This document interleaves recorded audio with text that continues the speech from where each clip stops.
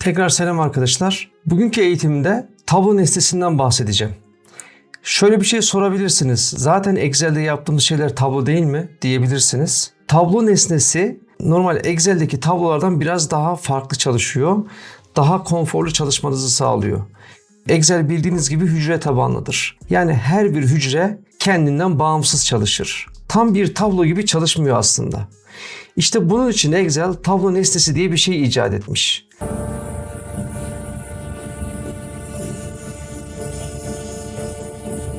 Elimizde şöyle bir tablo var. Tablo gibi gözüküyor ama nesneye dönüştürdüğümüzde nasıl bir avantaj sağlıyor bakalım.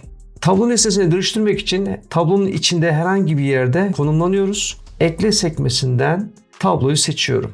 Tablo aralığımı seçti. Tamamı seçtiğim zaman tablo nesnesi oluşuyor.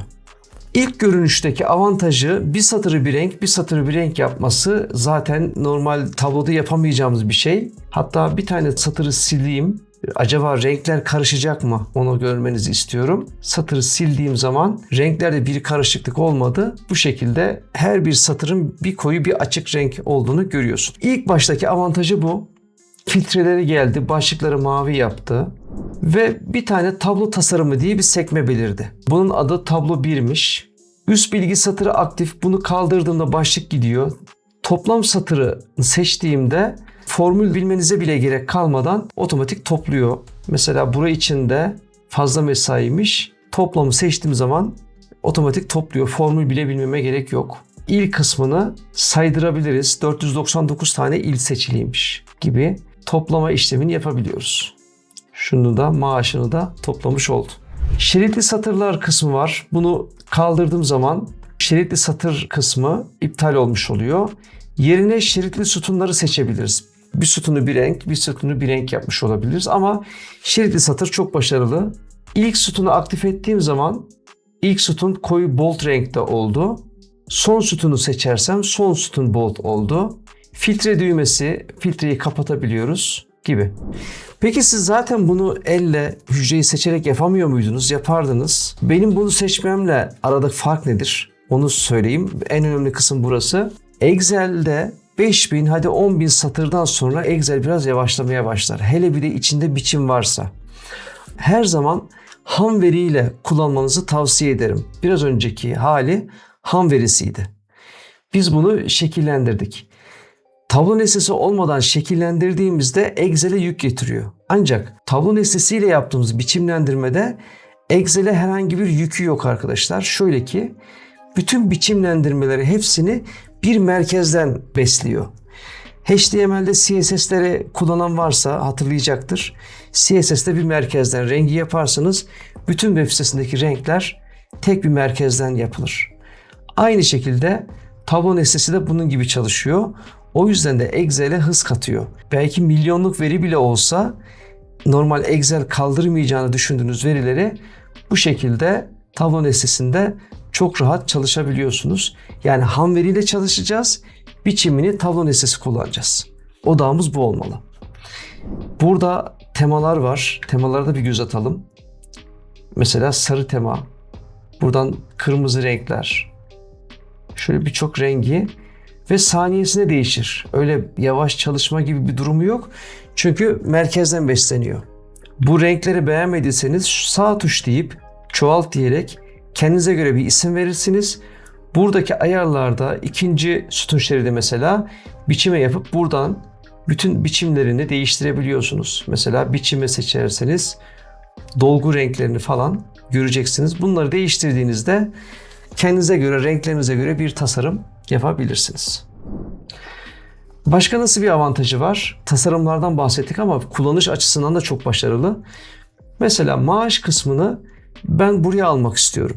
Bu kolona, yani buradan buraya taşımak istiyorum. Normalde ne yaparız? Sütunu seçip ekle deriz. Burayı seçeriz. Kes, kopyala, yapıştır deriz. Ctrl Z diyeyim.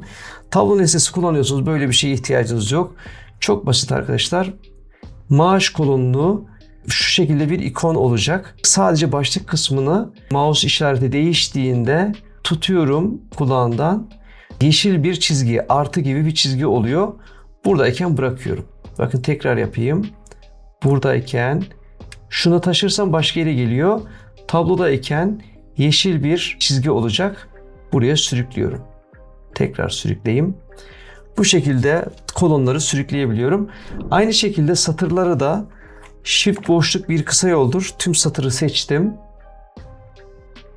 Ve taşıyabiliyorum istediğim yere. Yani satırı komple seçip satırlarda taşıyabiliyorum. Bunu normal tabloda yaparsam mevcut verinin üzerine yazar. Ama burada taşıyabiliyor çünkü blok halinde bir tablo nesnesi olduğu için. Formül kullanırken de avantajları var. Şöyle ki ben yana bir işlem yapacağım. Diyeceğim ki eşittir maaşla primi toplamak istiyorum. Seçtim. Formülün biraz farklı oldu. Maaş diye yazdı. Artık tablo nesnesi hücre tabanlı değil, bir tablo objesi olarak çalışıyor. Artı bunu seçtim, prim yazdı. Buraya dikkat edin. Enter'a bastığım anda şuradaki biçimi aldı. TL ikonu oldu. Başlık yaptı ve o 500 tablonun tamamı için bunu uyguladı arkadaşlar. Bu müthiş bir zaman tasarrufu sağlayacak size. Tabii başlığın ismini kendiniz yazacaksınız. Maaş artı prim diye seçiyorum. Toplam satırı vardı. Tablo tasarımından toplam satırı kaldıralım. Şurada bir işaret var. Bu işaret tablonun son noktasını söylüyor. Ben yeni bir veri yazarsam her yeni veri yazdığında bu otomatik genişliyor. Biraz önce yatay genişlemişti. Şimdi satır satır genişlediğini görüyorsunuz. Bu ne demek biliyor musunuz arkadaşlar? Daha sonraki konularda pivot table'ı konuşacağız. Pivot table'da ben mutlaka tablo nesnesi kullanmanızı tavsiye ediyorum. Çünkü otomatik genişleme özelliğine sahip. Buna göre pivot table'ları tasarlarsınız. Veri değiştiğinde bile pivot table'ınız, buna bağlı grafikleriniz asla bozulmayacak. Ama tablo nesnesi kullanmazsanız verileriniz, pivot table'ınız ve grafiğiniz bozulacaktır. Yeniden tasarlamak zorunda kalabilirsiniz. Bir de formüllerine göz atalım. Tablomuzun ismi neydi? Tablo 1. Eşittir. Bir toplama işlemi yapmak istiyorum. Topla formülünü çağırdım. Ve tablo 1 seçiyorum. Tablonun tamamını seçti. Buradayken köşeli parantezi açtığım zaman bana kolonun isimleri geliyor. Yani isimlendirmenin biraz daha özellikli hali bu. Buradayken maaş kısmını seçiyorum. Köşeli parantezi seçtim. Kapattım. Parantezimi kapatıyorum. Enter'a bastım. Bana otomatik tablonun maaş kolonunun toplamını verdi. Verilerde herhangi bir değişiklik yaptığımda burada değişmiş oluyor. Buradaki avantaj tabii normal formülle de yazarsınız ama formüle baktınız mı? Çok sade. Karmaşık bir şey yok. Hücre sabitleme verileri yok. Yani topluyormuşum. Neyi topluyormuşum? Tablo 1'deki, bunu da ismini değiştirebilirsiniz.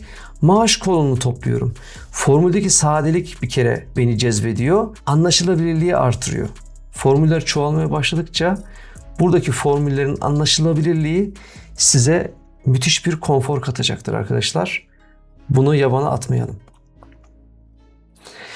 Evet, tablo nesnesi de bu kadar. Sorularınız olursa yoruma bırakın. Beraber tartışalım, istişare edelim. O zaman bir sonraki eğitimde görüşmek üzere diyorum. Kendinize iyi bakın.